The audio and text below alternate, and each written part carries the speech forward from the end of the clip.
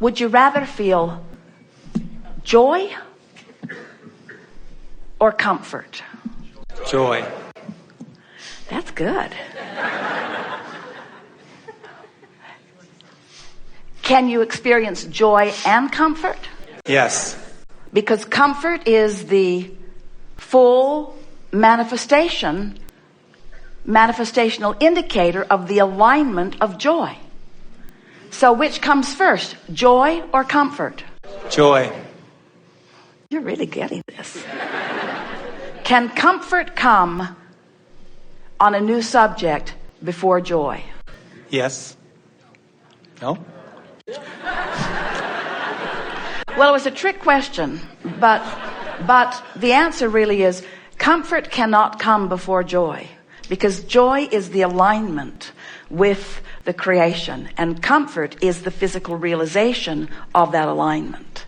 And so we're just using different ways to try to get you to care about the vibration first and foremost, and really only. That's really asking a lot of you physical creatures to ask you to give up your attachment to your physical reality. But if you could, you'd be really happy now. We want to reintroduce the concept of pre-paving. Pre-paving meaning watch for a moment when you're in the vortex, and in that moment make your plans. Because the plans made from in the vortex are infinitely more powerful than the plans made from outside the vortex. If we were sitting to meditate and it was difficult, we'd say wrong time. It's equivalent to planning a better breakfast while you're eating one that disappoints you. In other words, if it's hard, you're barking up the wrong tree. Stop it. In other words, you might as well just go beat someone up.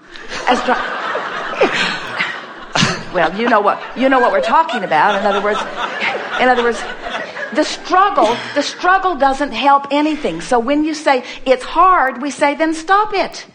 Anytime you say this is hard, now most people would say, oh, push through, and you'll make it through the struggle. But that's not what happens. What happens is sooner or later you have to sleep. Sooner or later you can't hold that focus. Sooner or later some sweet person is going to smile at you and you're going to feel an in the vortex moment. In other words, don't try to make it happen when it's not happening easily. Back off. And you knew that when you were children. When Dad was in a bad mood, that's not when you ask for the car. You knew better. When he was in a bad mood, you stayed clear. You made yourself invisible. Didn't you?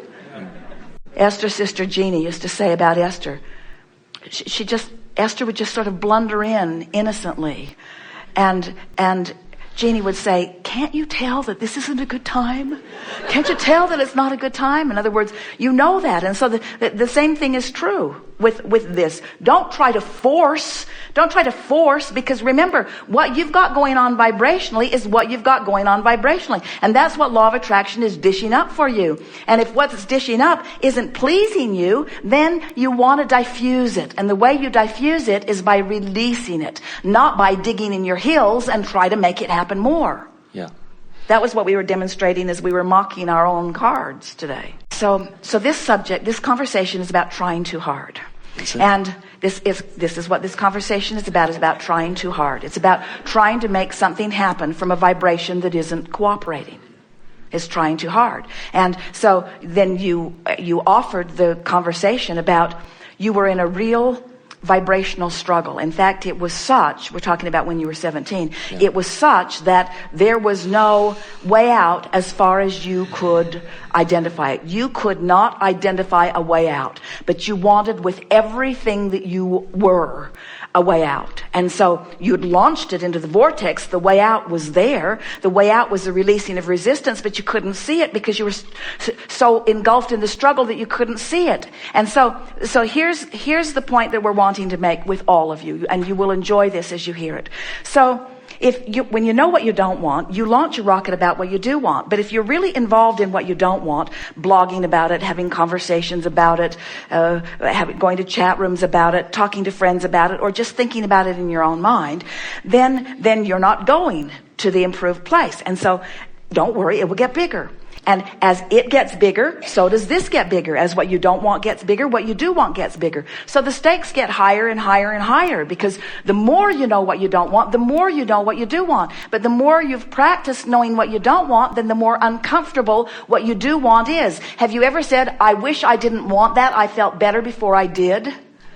Because before I wanted it, I didn't notice not having it. And now I want it. It's painful not to have it. And so the stakes get higher and higher and higher and higher, until eventually there is in other words, here is a truth that people have discovered.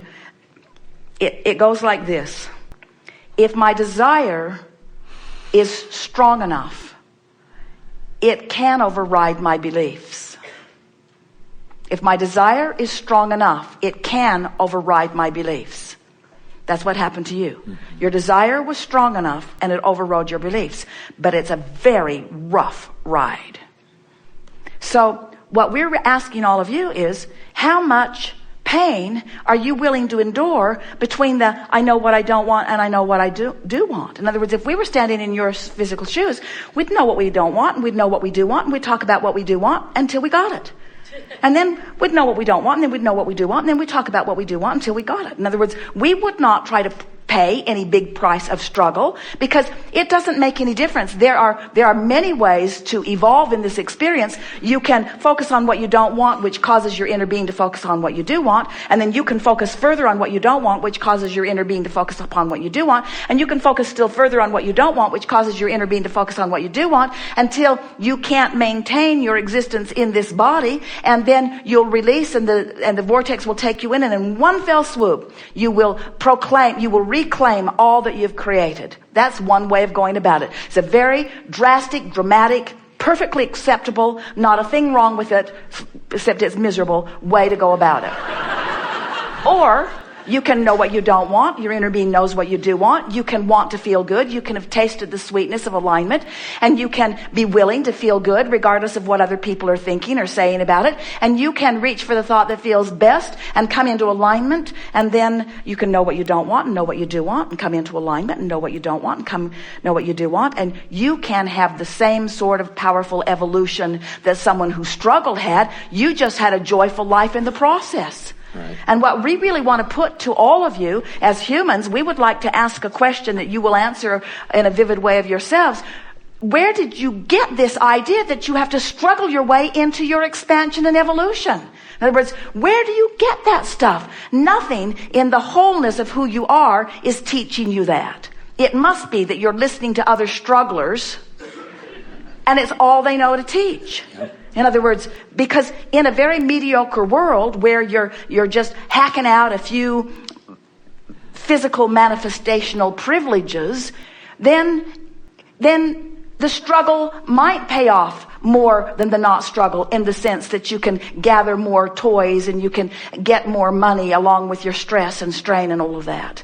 But when you take the big picture into consideration and you factor the joy factor in, you factor the life factor in, you factor the source factor in, there's no place for struggle in that bigger picture. Right. And you had the benefit of being shown the bigger picture when you were very, very young. And yep. Now it's coming into alignment in a way that you can understand it. So we're just going to give you a series of very potent, powerful statements. There is no gain worth talking about in pain.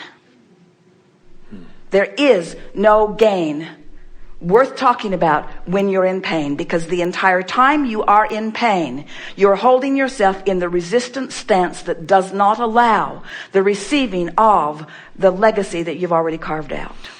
The way we tell the story is 3 steps to the creative process. Step 1 is ask, and life causes you to do that. Step 2 is source doesn't just answer. Source becomes the vibrational equivalent of what you've asked for. And step 3 is you got to find some way, somehow, to come into alignment with what you're asking for. So here's a series of statements. If we were standing in your physical shoes, these would be some of our mantras.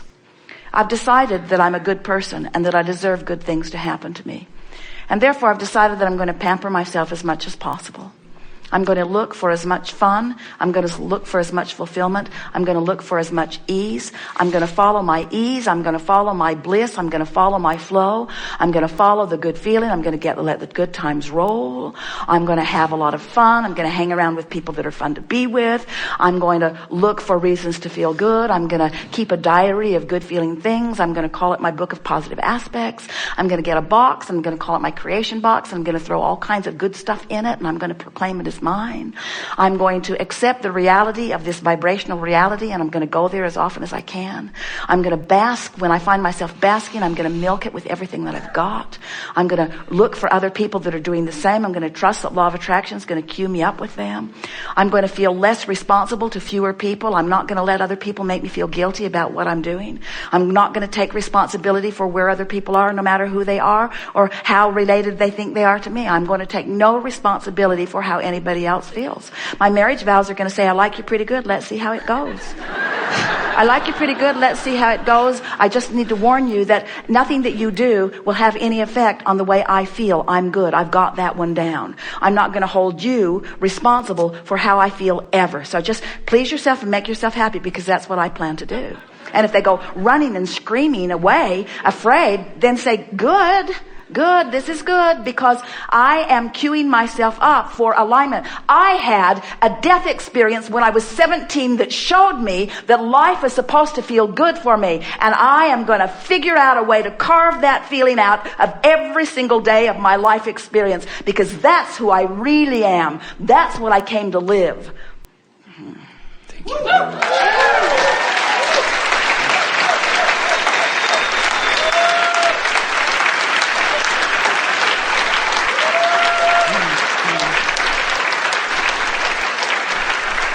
So struggle is off. It's off the beam, and hard is off the beam. When you say, this is hard, I can't figure it out, hear the voice in the back of your head, which is us, saying, then do something else. Do anything else. Let the curse lift off of you. Do something else. Break the vibrational chain of pain. Change your mind. Change the subject. Change the conversation. Change the person you're talking to. Change the thought. Change the image. Change your clothes. Change something. Do anything you can think of that's different than what you're doing until the vibration shifts. Good. Now what?